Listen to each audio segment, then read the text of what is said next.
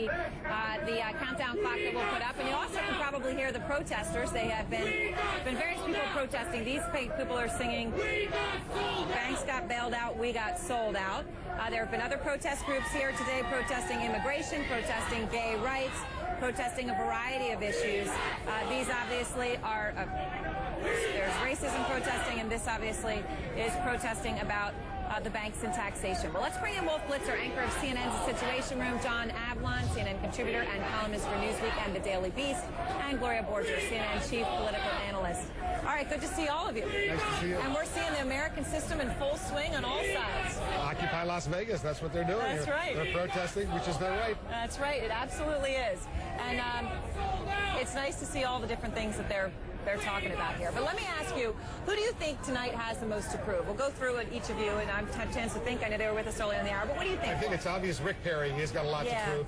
If he wants to come back, and he can come back, he's still got millions and millions of dollars, and he's never lost a race in Texas all of these years. But he's got to prove he can really stand up to the other Republican candidates, let alone if he were to get the Republican nomination for President of the United States. So he's got a lot to prove. What do you think, Gloria? Well, obviously, Herman Cain has to prove that he's a plausible president, but I also think that Mitt Romney has to start romancing Republicans a little bit to get above that 25% level. He's got to show them a little bit more, and they have to learn to like Mitt Romney. If they don't love him, they have to like him.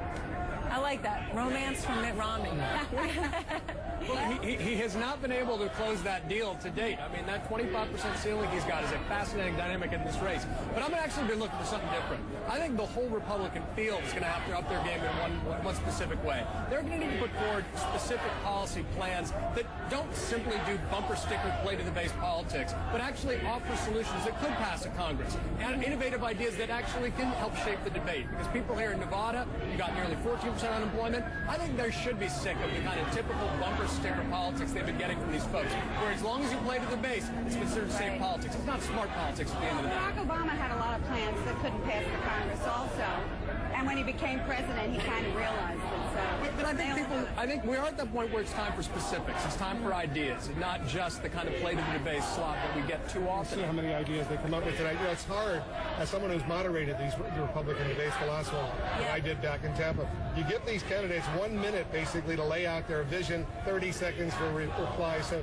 it's not that easy when you think about it. Well, I thought one of the high points of all these debates was when you got them talking about what they would do if someone had no medical insurance and had a life-threatening situation. And had made that decision. And had to make that decision. Not to buy medical insurance, and they needed it. That's right. Because it may sound inhumane, but there's an answer that's consistent with the policy. Right. And you put them in the position to have to ask to answer it. I think the audience was so interesting in that because you had somebody scream, let him die, and then you had people who objected to that. These audiences have been kind of raucous, clearly conservative Republicans who want to see what these folks can give them. And what we know is not only that this is the most conservative Republican field we've seen in a long time, but that these debates have had a real impact on this process. And we'll leave it there. Thanks to all three of you. The GOP debate starts now.